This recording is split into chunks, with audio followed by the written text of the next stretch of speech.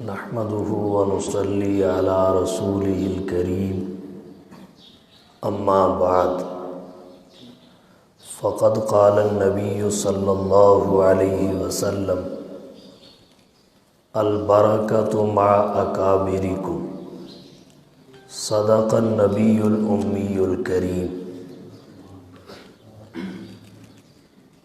واجب الاحترام معزز سامعین کرام،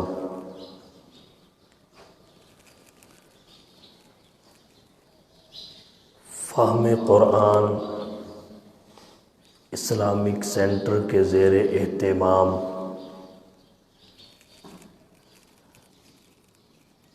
آج کا یہ مختصر درس مجاہد ختم نبوت حضرت مولانا حافظ گلزار احمد صاحب آزاد مد ظلہ العالی کے حکم کے مطابق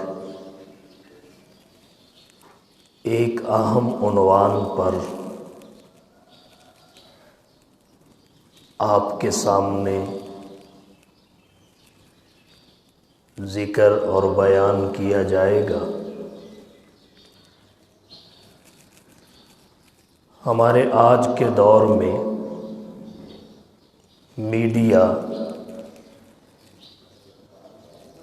ایک پروپیگنڈا وسیع پیمانہ پر کرتا ہے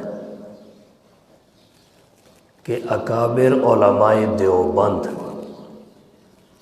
روز اول سے ہی قیام پاکستان کے مخالف تھے۔ اکابر علماء دیوبند روز اول سے ہی قیام پاکستان کے مخالف تھے۔ اس اعتراض اور پروپیگنڈے کی حقیقت مختصر وقت میں آپ کے سامنے رکھنا چاہوں گا اور صرف دو باتیں ذکر کروں گا۔ نمبر ایک، قیام پاکستان کے لیے اکابر علماء دیوبند کا کردار۔ نمبر دو، تعمیر پاکستان کے موقع پر اکابر کے اختلاف رائے کی حقیقت اور برکات۔ سب سے پہلی بات، قیام پاکستان کے لیے اکابر کا کردار۔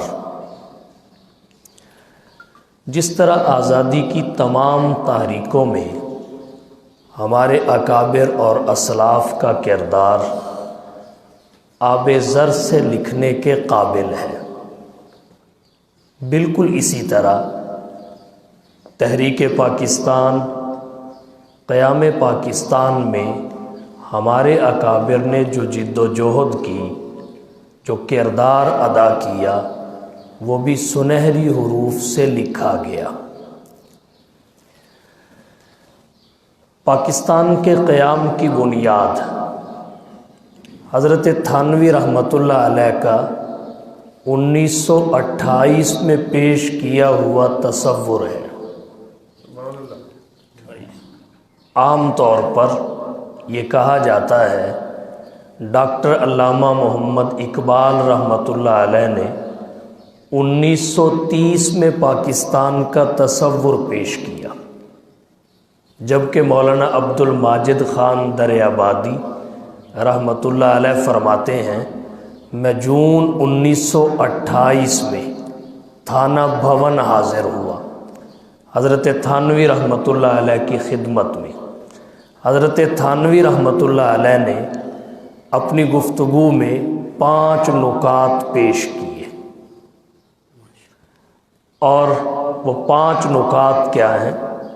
سیرت اشرف میں لکھا ہوا ہے کہ کاش ایک خطہ پر اسلامی حکومت کا قیام ہو، شریعت کے تمام قوانین کا اجرا ہو، نظام زکوٰۃ رائج ہو، بیت المال قائم اور موجود ہو، شرعی عدالتیں قائم ہوں، مولانا عبد الماجد خان دریابادی فرماتے ہیں 1928 میں حضرت تھانوی رحمۃ اللہ علیہ نے بلا جھجک یہ 5 نکاتی فارمولہ پیش کیا۔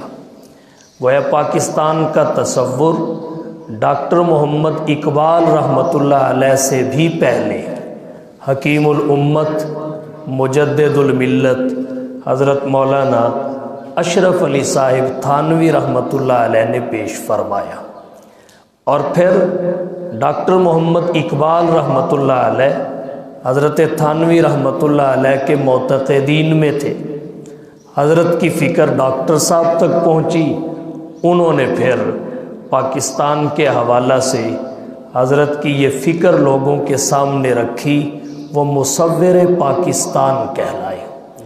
حضرت تھانوی رحمۃ اللہ علیہ سے کسی موقع پر کہا گیا یہ تصور تو آپ کا تھا، تو حضرت نے فرمایا ہمیں نام نہیں چاہیے، ہمیں کام چاہیے۔ تو پاکستان اب ایک تصدیق ہے، اور یہ تصدیق حضرت تھانوی رحمۃ اللہ علیہ کے تصور پر کھڑی ہے۔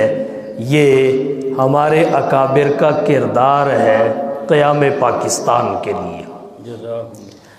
اس سے اگلے مرحلہ میں جب عملاً تحریک پاکستان کا آغاز ہوا تو پھر ہمارے اکابر نے کیا جد و جہد کی۔ جھانسی کے الیکشن میں حکیم الامت حضرت مولانا اشرف علی تھانوی رحمۃ اللہ علیہ نے ایک فتویٰ دیا کانگریس کو ووٹ نہ دینے کا، جس کا سارا فائدہ مسلم لیگ اور تحریک پاکستان کو ہوا، اور قیام پاکستان کی منزل بالکل قریب آ کر کھڑی ہو گئی۔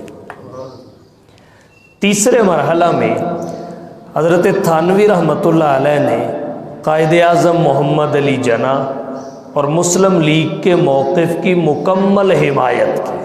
نہ صرف حمایت کی بلکہ اپنے ہزاروں معتقدین، متعلقین اور تلامذہ کو تحریک پاکستان اور قیام پاکستان کی جد و جہد میں حصہ لینے کا حکم دے دیا۔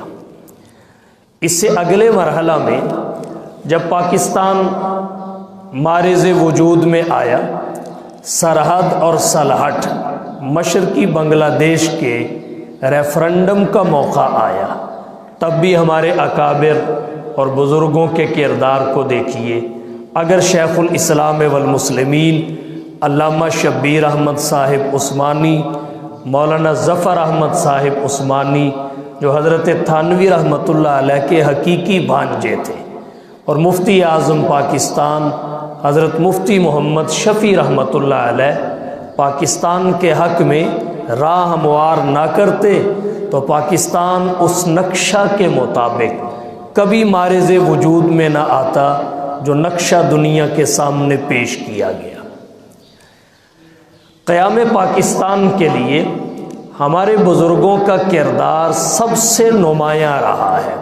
ایک بات یہاں اور عرض کرتا چلوں، پاکستان کے قیام کے لیے تمام طبقات نے جد و جہد کی، قربانیاں دی، اپنا کردار پیش کیا۔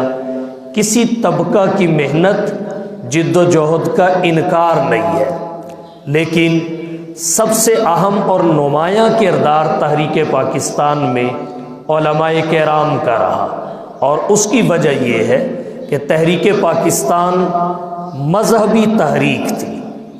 ایک نظریہ کی بنیاد پر یہ تحریک کھڑی ہوئی، اور کوئی بھی نظریاتی تحریک اس وقت تک کھڑی نہیں ہوتی جب تک علماء اس میں روح نہیں پھونکتے۔ یہی وجہ ہے کہ تحریک پاکستان کا جب آغاز ہوا تو اکابر علماء دیوبند نے عوام کو بریف کیا کہ یہ تحریک خالص نظریاتی تحریک ہے، اور ایک نعرہ پر سب کو جمع کیا، پاکستان کا مطلب کیا؟ لا الہ الا اللہ۔ دستور ریاست کیا؟ محمد الرسول اللہ۔ باہر کیف اکابر کی محنت، جد و جہد اور ساتھ میں عوام کی قربانیوں سے مملکت خداداد پاکستان معرض وجود میں آئی، اور یہ بھی ایک واضح حقیقت ہے کہ پاکستان ایک دو مسٹروں کی قربانیوں کی بدولت نہیں بنا۔ پاکستان ایک دو مسٹروں کی قربانیوں کی بدولت نہیں بنا، اس کے لیے بے پناہ قربانیاں لگی ہیں۔ 10,000 افراد دہلی میں شہید ہوئے، 40,000 اطراف دہلی میں شہید ہوئے، 10 لاکھ مشرقی پنجاب میں ذبح ہوئے، 60,000 عورتیں اغوا ہوئیں جن کا تاحال کوئی پتہ نہیں۔ تو ایک دو مسٹروں کی قربانیوں کی بدولت پاکستان معرض وجود میں نہیں آیا، اس کے قیام میں بہت بڑی قربانی ہے، نمایاں کردار اور جد و جہد اکابر علماء دیوبند کی ہے۔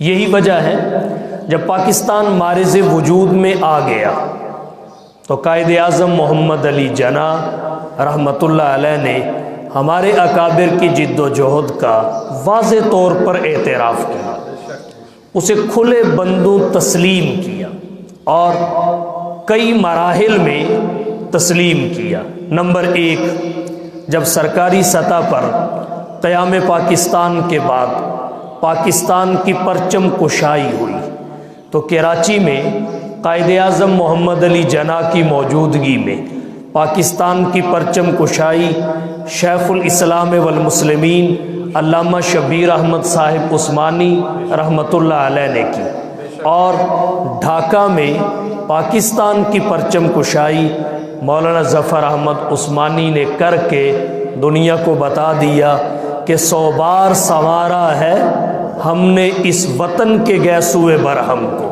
100 بار سنوارا ہے ہم نے اس وطن کے گیسوئے برہم کو، یہ اہل جنوب بتلائیں گے کیا ہم نے دیا ہے وطن کو۔ اور پھر قائد اعظم محمد علی جناح نے شیخ الاسلام والمسلمین علامہ شبیر احمد صاحب عثمانی رحمۃ اللہ علیہ سے فرمایا کہ اگر آپ اور حضرت تھانوی تحریک پاکستان میں میرا ساتھ نہ دیتے تو پاکستان کبھی معرض وجود میں نہ آتا۔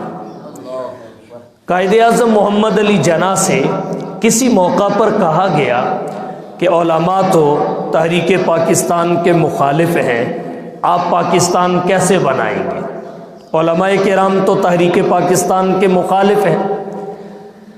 اختلاف رائے کو مخالفت کا نام دے کر قائد اعظم سے کچھ کہلوانا چاہا تو قائد اعظم بھی بڑے زیرک آدمی تھے، وہ کہنے لگے کوئی بات نہیں ہے، میرے ساتھ ہندوستان کا اتنا بڑا عالم ہے، تحریک پاکستان کا حامی اتنا بڑا عالم ہے کہ ہندوستان کے تمام علماء کا علم ترازو کے ایک پلڑے میں رکھ دیا جائے، اس اکیلے کا علم ترازو کے دوسرے پلڑے میں رکھ دیا جائے تو اس کے علم کا پلڑا جھک جائے گا۔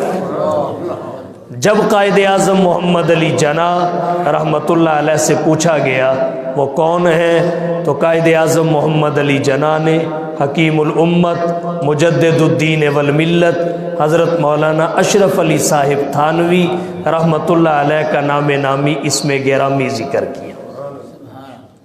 اور جب قائد اعظم محمد علی جناح اپنے آخری ایام گزار رہے تھے، علیل تھے، تو انہوں نے وصیت فرمائی کہ میرا جنازہ شیخ الاسلام والمسلمین علامہ شبیر احمد صاحب عثمانی رحمۃ اللہ علیہ پڑھائیں۔ اپنے جنازے کی وصیت علامہ عثمانی کے لیے کر کے قائد اعظم محمد علی جناح نے تحریک پاکستان میں شیخ الاسلام علامہ شبیر احمد عثمانی رحمۃ اللہ علیہ کی جد و جہد کا اعتراف کیا ہے اور ان کی قربانیوں کو تسلیم کیا ہے۔ تو بہرحال ہمارے اکابر کا کردار نمایاں ہے، واضح ہے، تحریک پاکستان کے لیے، قیام پاکستان کے لیے کسی کے پروپیگنڈے سے یہ کردار دبایا اور چھپایا نہیں جا سکتا۔ دوسری بات، جب پاکستان کی تحریک کا آغاز ہوا ہمارے اکابر کی رائے دو حصوں میں تقسیم ہو گئی۔ یہ نہیں کہ اختلاف رائے نہیں ہوا، رائے کا اختلاف ہوا۔ اکابر کی رائے دو حصوں میں تقسیم ہو گئی۔ ایک جانب شیخ العرب والعجم حضرت مولانا سید حسین احمد صاحب مدنی اور امیر شریعت حضرت سید عطا اللہ شاہ صاحب بخاری رحمۃ اللہ علیہ اور ان کے رفقا تھے۔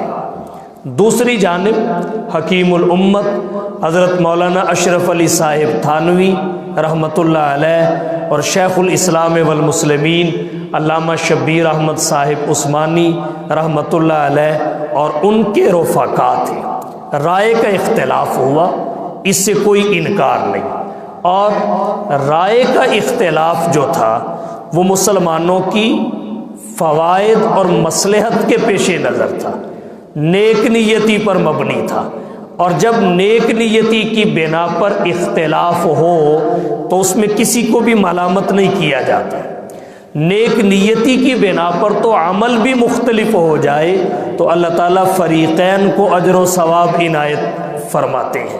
اس کی ایک چھوٹی سی مثال ذکر کرتا ہوں۔ چلو آج کا دور تو گاڑیوں پہ سفر کرنے کا ہے، اگر آپ ماضی بعید میں چلے جائیں تو پرانے زمانے میں گھوڑوں پر، اونٹوں پر، خچروں اور گدھوں پر سفر ہوتا تھا۔ ایک آدمی نے دیکھا مسجد کے باہر سواری باندھنے کے لیے کھونٹا کوئی نہیں۔ ایک آدمی نے دیکھا مسجد سے باہر سواری باندھنے کے لیے کھونٹا کوئی نہیں۔ اس نے ایک کھونٹا جسے ہم قلعہ کہتے ہیں لیا اور مسجد کے باہر اس نیت سے گاڑ دیا کہ جب کوئی مسافر آئے گا وہ اپنی سواری باندھ کر اطمینان کے ساتھ نماز پڑھ لے گا اور سواری کے بھاگنے کی فکر دامنگیر نہیں ہوگی۔ کھونٹا گاڑا اور گھر چلا گیا۔ اگلے دن ایک اور آیا، جب اس نے دیکھا مسجد کے باہر کھونٹا گڑا ہوا ہے وہ کہنے لگا کسی کی ٹھوکر لگے گی، کوئی گرے گا اور اسے چوٹ آ جائے گی۔ اس نے اکھاڑ کے ایک طرف رکھ دیا۔ اب دو آدمی ہیں، عمل دونوں کا مختلف ہے، ایک نے کھونٹا گاڑا ہے، دوسرے نے کھونٹا اکھاڑا ہے، متضاد اعمال ہیں دونوں کے۔ بتائیے دونوں میں سے گناہ کسے ملا؟ کسے بھی نہیں ملا۔ دونوں کو اللہ نے اجر عنایت فرمایا حسن نیت کی بنیاد پر، نیت کی بنیاد پر۔ تو ہمارے اکابر کا پاکستان کی تعمیر کے موقع پر رائے کا اختلاف ہوا جو مسلمانوں کے فوائد اور مصلحت کے پیش نظر تھا، نیک نیتی پر مبنی تھا، لہٰذا ادھر کے اکابر کو بھی اللہ نے اجر عنایت فرمایا، ادھر کے اکابر کو بھی اجر عنایت فرمایا، اور پاکستان کا مخالف اور دشمن دونوں میں سے کوئی بھی نہیں ہے۔ تعمیر کے موقع پر اختلاف تھا، وہ بھی رائے کا، اور تعمیر کے موقع پر اختلاف رائے تو مساجد کے معاملے میں بھی ہو جاتا ہے۔ مثلا یہ ایک ہماری مسجد ہے، تھوڑے فاصلہ پر کچھ لوگ اگر یہ ارادہ کر لیں ہم نے ایک مسجد اور بنانی ہے تو یقیناً اس مسجد کے نمازی دو حصوں میں تقسیم ہو جائیں گے۔ کچھ کہیں گے بڑی اچھی بات ہے، ایک مسجد کا اضافہ ہو رہا ہے، بننی چاہیے، اور کچھ وہ بھی ہوں گے جو کہیں گے نہیں پہلی تو آباد کرو، اس کی توسیع کر لو، اس کی رونقوں کو بڑھا لو۔ تو اب جو شخص یہ کہتا ہے نئی مسجد نہ بناؤ، اسی کو کشادہ کر لو، اس کا دائرہ بڑھا لو، اسی کی رونقوں میں اضافہ کر لو، تو کیا خیال ہے یہ رائے رکھنے والے کو مسجد کا دشمن قرار دے دیا جائے گا؟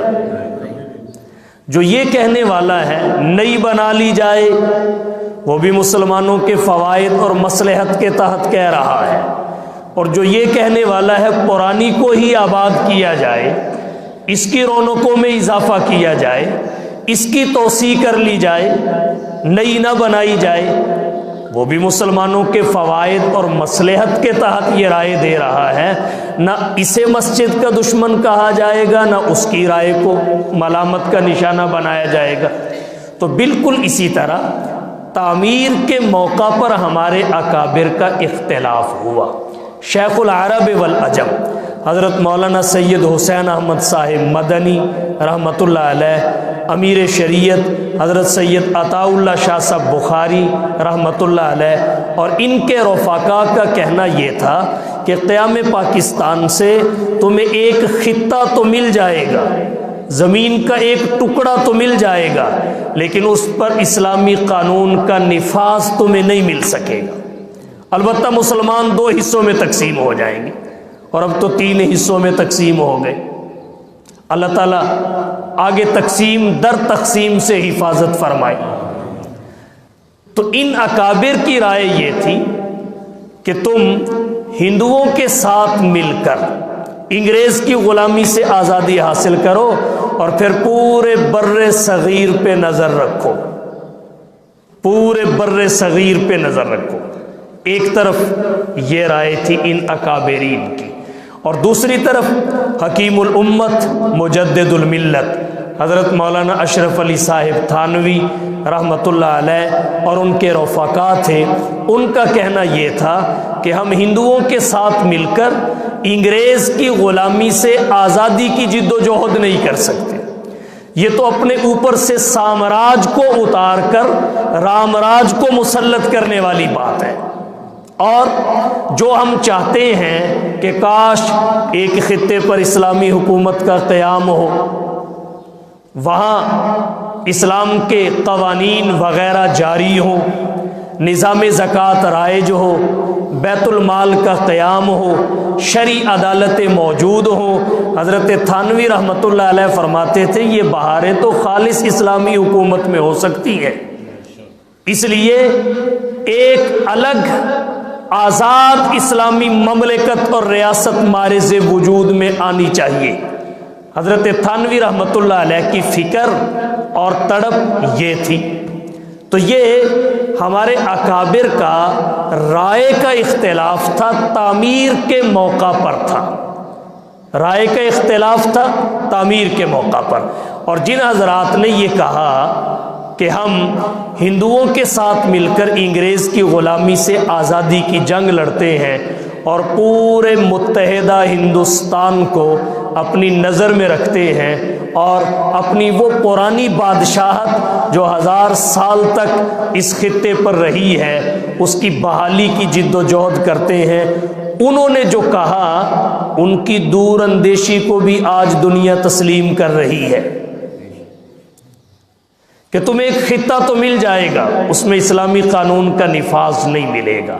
آج جو صورتحال ہے اسے دیکھ کر بھی اکابر کی دور اندیشی کو داد نہ دی جائے تو میرا خیال ہے یہ انصاف کے تقاضوں کے مطابق مولانا ابوالکلام آزاد کی وہ پیشین گوئیاں اور ان کے وہ فرمودات آج دنیا کے لیے چیلنج بنے ہوئے ہیں، اور دور دور تک انہیں جھٹلانے کا امکان نظر نہیں آتا، دور دور تک انہیں جھٹلائے جانے کا امکان نظر نہیں آتا۔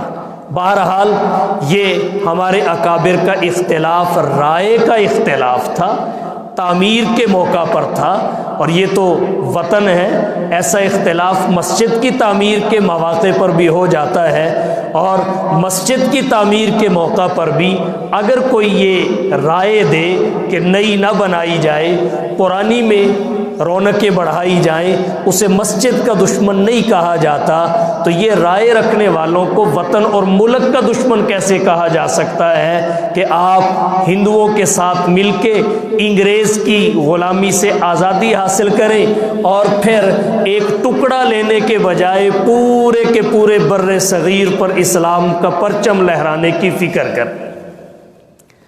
یہ تعمیر کے موقع پر رائے کا اختلاف تھا، اور یہ رائے کا اختلاف بھی یوں لگتا ہے جیسے تکوینی امور میں سے تھا، یہ رائے کا اختلاف بھی یوں لگتا ہے تکوینی امور میں سے تھا، اور اس کی بہت ساری برکات ہیں۔ آپ مجھے بتائیے، جب پاکستان مارے سے وجود میں آ گیا 14 اگست 1947 کو مملکت خداداد پاکستان مارے سے وجود میں آئی، تو کیا ہندوستان سے سارے مسلمان پاکستان میں آ گئے؟ ہندوستان سے یقیناً سارے مسلمان پاکستان میں نہیں آئے، اور شاید آج بھی مسلمانوں کی تعداد پاکستان سے بڑھ کر ہندوستان میں ہو، اور ہماری سب سے بڑی آزاد اسلامی یونیورسٹی دارالعلوم دیوبند بھی ہندوستان کی سرزمین پہ ہے، اور اس جیسے درجنوں مدارس اور بھی شاید ہندوستان کی سرزمین پہ موجود ہیں۔ اگر ہمارے اکابر یہ رائے کا اختلاف نہ کرتے تو ہندوستان میں رہ جانے والے مسلمانوں کا آج جو حال ہوتا ہم سے دیکھا نہ جاتا۔ اس اختلاف رائے کی برکت سے وہاں عزت سے رہنے کا جواز ملا ہے مسلمانوں کو، پارلیمنٹ میں نمائندگی ملی ہے مسلمانوں کو، اور اگر یہ رائے کا اختلاف بھی نہ ہوتا تو پھر تو وہاں مسلمانوں کے رہنے کا جواز ہی ختم ہو جاتا۔ اس اختلاف رائے کی برکت یہ ہے جو ادھر آ گئے وہ یہاں عزت سے رہ رہے ہیں، اور جو وہاں رہ گئے اسی اختلاف رائے کی برکت سے وہاں عزت سے رہ رہے ہیں۔ باقی اس وقت مسلمانوں کو جو پریشانی بنی ہوئی ہے وہ تو عالمی سطح پہ بنی ہوئی ہے، اس میں ہندوستان ہو یا پاکستان، افغانستان ہو یا بنگلہ دیش، دنیا کی کوئی بھی سلطنت اور کنٹری ہو، مسلمانوں کے لیے جو مشکل حالات ہیں وہ ہر جگہ پہ ہیں، اس میں ہندوستان یا کسی اور ملک کی تخصیص نہیں ہے۔ بہرحال یہ ہمارے اکابر کے اختلاف رائے کی برکت تھی کہ آج ہندوستان میں مسلمانوں کی تعداد شاید پاکستان کی مجموعی آبادی سے بھی بڑھ کر ہو۔ تو تعمیر کے موقع پر رائے کا اختلاف تھا۔ جب پاکستان مارز وجود میں آ گیا تو پاکستان کے مخالف کوئی بھی نہیں تھا، پاکستان کی مخالفت کسی نے بھی نہیں کی۔ انہی ہمارے اکابر کو دیکھ لیجئے، شیخ العرب والعجم حضرت مولانا سید حسین احمد صاحب مدنی رحمۃ اللہ علیہ کو پاکستان کے مارز وجود میں آ جانے کے بعد تہجد کی نماز اور دعاؤں میں پاکستان کے لیے روتے دیکھا گیا۔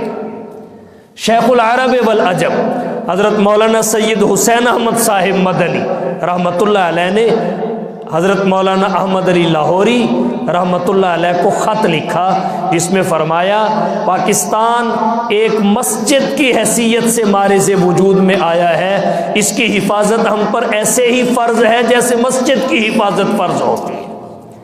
اور فرمودات امیر شریعت میں حضرت امیر شریعت سید عطا اللہ شاہ صاحب بخاری رحمۃ اللہ علیہ کا فرمان موجود ہے، واللہ میں پاکستان کے ذرے ذرے کی حفاظت کروں گا، اس کی حفاظت مجھے اتنی ہی عزیز ہے جس کا دعویٰ کوئی اور کر سکتا ہے۔ اور قیام پاکستان کے بعد جب بھارت نے کشمیر پر یلغار کی، اس وقت جہاں شیخ الاسلام والمسلمین حضرت علامہ شبیر احمد صاحب عثمانی رحمۃ اللہ علیہ نے جہاد کا فتویٰ جاری کیا، وہاں امیر شریعت سید عطا اللہ شاہ صاحب بخاری رحمۃ اللہ علیہ نے سب سے پہلے لاہور کی سرزمین پر دفاع پاکستان کانفرنس کا انعقاد کیا، اور اس میں برملا طور پہ یہ اعلان کیا کہ پاکستان کی تعمیر کے موقع پر جو ہمارا اختلاف تھا وہ ختم ہو چکا ہے، اب پاکستان کے چپے چپے کی حفاظت ہم سب پہ فرض ہے، چپے چپے کی حفاظت ہم سب پہ فرض ہے۔ اور امیر شریعت سید عطا اللہ شاہ صاحب بخاری رحمۃ اللہ علیہ قیام پاکستان کے بعد ہندوستان میں مقیم نہیں ہوئے بلکہ پاکستان میں چلے آئے اپنے خاندان سمیت، اور ان کی قبر مبارک آج بھی ملتان شہر میں موجود ہے، اور پاکستان سے محبت اور وفا کا منہ بولتا ثبوت ہے۔ تو ہمارے اکابر کا تعمیر کے موقع پر رائے کا اختلاف ضرور ہوا، اور رائے کا اختلاف مسلمانوں کے فوائد اور مصلحت کے پیش نظر تھا، حسن نیت کی بنیاد پہ تھا۔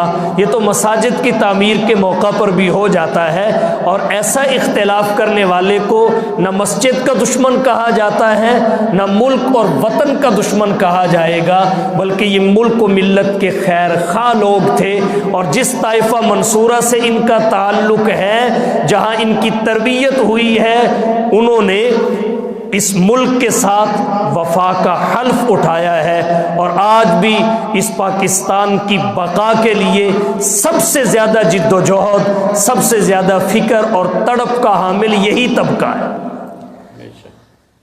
پاکستان کا قیام ہو یا پاکستان کا استحکام ہو، ہمارے اکابر السابقون الاولون نظر آئے، ہر فرد بشر سے پیش رہے، اور رہے بھی کیوں نہ۔ اس وادی گل کا ہر ذرہ، اس وادی گل کا ہر ذرہ خورشید جہاں کہلایا ہے، جو رند یہاں سے اٹھا ہے وہ پیر مغاں کہلایا ہے۔ اس بزم جنوں کے دیوانے ہر راہ سے پہنچے یزداں تک، ہیں عام ہمارے افسانے دیوار چمن سے زندہ تک۔ اور جب پاکستان مارز وجود میں آ گیا، اللہ تعالیٰ اس کی حفاظت فرمائے اور ہمیں اس کی قدر کرنے کی توفیق عطا فرمائے۔ پاکستان ہمارے لیے اللہ کی بہت بڑی نعمت ہے، صرف ہمارے لیے نہیں، کیونکہ ہم تو اس ملک کے باشندے ہیں، ہم اس ملک میں رہتے ہیں، صرف ہمارے لیے ہی نہیں بلکہ مسلمانان عالم کے لیے اللہ کی بہت بڑی نعمت ہے، بہت بڑی نعمت ہے۔ ایک تو یہ ملک پاکستان وہ سلطنت اور ریاست ہے جو مدینہ طیبہ کے بعد اسلام کے نام پر مارز وجود میں آئی ہے۔ نمبر دو، اس کا دستور قرآن و سنت کے مطابق ہے جو تمام مکاتب فکر کے جید علماء کرام نے مرتب کیا ہے۔ نمبر تین، یہ مسلمانان عالم کے لیے امید کا مرکز ہے۔ جب کسی پر کوئی مشکل وقت آتا ہے اس کی امید بھری نظریں پاکستان کی طرف اٹھتی ہیں، اور سب سے پہلے کسی مظلوم مسلم ریاست کی زبان پر اگر کسی سلطنت کا نام آتا ہے تو پاکستان کا آتا ہے۔ پھر اسلامی ممالک میں یہ ایٹمی قوت، طاقت اور پاور بھی ہے، اللہ اس کی حفاظت فرمائے۔ ہم نے اس کی حفاظت کا حلف اٹھایا ہے، یہ ہمارے اکابر کی میراث ہے، یہ ہمارے اکابر کی امانت ہے۔ اس کے قیام کے لیے بھی علماء دیوبند صف اول کے مجاہد تھے، اس کے استحکام کے لیے بھی ہم صف اول میں کھڑے ہوں گے، اور پاکستان کی جانب جس نے بھی میلی آنکھ سے دیکھا ہم اس کے ساتھ جس طرح پیش آئیں گے وہ وقت بتائے گا۔ اللہ تعالیٰ ہمارے وطن کی حفاظت فرمائے۔ پھر اس کے مارز وجود میں آنے کے بعد اس میں قرآن و سنت کی بالادستی کے لیے جس قدر تحریکیں چلیں، وطن عزیز کی فلاح و بقا کے لیے جس قدر تحریکیں چلیں، اس میں بھی ہمارے اکابر کا کردار قائدانہ کردار رہا ہے جسے تاریخ کبھی بھی فراموش نہیں کر سکتی۔ تو میں میڈیا سے آخر میں یہ کہنا چاہوں گا کہ اگر پاکستان کی تعمیر کے موقع پر رائے کا اختلاف کرنے والے ہمارے بزرگ تھے تو بنوانے والے بھی تو ہمارے تھے نا۔ اگر رائے کا اختلاف کرنے والے ہمارے بزرگ تھے تو بنوانے والے بھی تو ہمارے بزرگ تھے، اور جنہوں نے رائے کا اختلاف کیا تھا بعد میں انہوں نے اس کی حفاظت کے لیے کون سی کسر چھوڑی تھی، تو تمہیں وہ نظر کیوں نہیں آتی؟ تو جب پاکستان کی بات ہوتی ہے یہ کہہ دیا جاتا ہے یہ تو روز اول سے ہی قیام پاکستان کے مخالف تھے۔ بھائی رائے کا اختلاف ضرور ہوا، اس سے انکار نہیں۔ تمہاری اسمبلیوں میں کیا نہیں ہوتا، کیا نہیں ہوتا۔ اور ایک آخری بات میں عرض کر کے بات ختم کرتا ہوں۔ ہماری مکے اور مدینے کے بعد علمی اور روحانی نسبت دارالعلوم دیوبند سے ہے، دارالعلوم دیوبند سے۔ تحریک پاکستان کے موقع پر دارالعلوم دیوبند کے 5 بڑے عہدے تھے، 5 بڑے عہدے تھے۔ ایک صدر محتمی، ایک محتمی، ایک صدر مدرس، ایک ناظم تعلیمات، ایک مفتی اعظم۔ یہ 5 بڑے عہدے تھے، اور ان پر 5 شخصیات براجمان تھیں۔ ان میں سے 4 قیام پاکستان کی حامی تھی، ایک نے رائے کا اختلاف کیا۔ جب پاکستان مارز وجود میں آ گیا وہ بھی پاکستان کی حفاظت کو فرض قرار دیتی رہی۔ صدر محتمم تھے شیخ الاسلام والمسلمین علامہ شبیر احمد صاحب عثمانی، محتمم تھے حکیم الاسلام حضرت قاری محمد طیب قاسمی رحمۃ اللہ علیہ، صدر مدرس تھے شیخ العرب والعجم حضرت مولانا سید حسین احمد صاحب مدنی، ناظم تعلیمات تھے مولانا مرتضی حسن چاند پوری، مفتی اعظم تھے حضرت مفتی محمد شفیع رحمۃ اللہ علیہ۔ یہ 5 بڑے عہدے اور 5 بڑے عہدیدار تھے۔ ان میں سے 4 تحریک پاکستان کے حامی تھے، 4 قیام پاکستان کی جد و جہد میں صف اول کے مجاہد تھے۔ صدر محتمم شیخ الاسلام علامہ شبیر احمد عثمانی بھی حامی، محتمم حضرت قاری طیب صاحب بھی حامی، اسی طریقے سے ناظم تعلیمات مولانا مرتضی حسن چاند پوری وہ بھی پاکستان کے حامی، اور مفتی اعظم حضرت مفتی محمد شفیع رحمۃ اللہ علیہ وہ بھی پاکستان کے حامی۔ ایک شیخ العرب والعجم حضرت مولانا سید حسین احمد صاحب مدنی رحمۃ اللہ علیہ تھے۔ انہوں نے فقط رائے کا اختلاف کیا، اور بعد میں یہ کیا فرماتے رہے وہ میں پہلے عرض کر چکا ہوں۔ تو اب مجھے بتائیے 1 کی گنتی زیادہ ہے یا 4 کی گنتی زیادہ ہے؟ تو اگر 1 کے رائے کا اختلاف تمہیں نظر آتا ہے تو ہمارے 4 بزرگوں کی جد و جہد نظر نہیں آتی۔ اگر رائے کا اختلاف کرنے والے ہمارے تھے تو موافق اور حامی بھی تو ہمارے تھے، آج تک پاکستان کی حمایت کے لیے کھڑے رہنے والے بھی تو ہمارے تھے، بقا والے، قیام اور استحکام والے بھی ہمارے تھے۔ تو میری درخواست ہے میڈیا سے انصاف سے کام لے، وہ پاکستان کے وفاداروں کو پہچانے، اور پاکستان کے قیام اور استحکام کے لیے جنہوں نے اپنا کردار پیش کیا ان کی قربانیوں کو فراموش نہ کرے۔ اللہ تعالی ہم سب کو اکابر کے دامن سے وابستہ رکھے۔ حضور صلی اللہ علیہ وسلم نے فرمایا البرکۃ مع اکابرکم، اللہ تعالی ہمارے اکابر کا جو مشن ہے، ان کی جو تعلیمات ہیں، ان پر استقامت کے ساتھ عمل پیرا رہنے کی توفیق بخشے۔ وآخر دعوانا ان الحمد للہ۔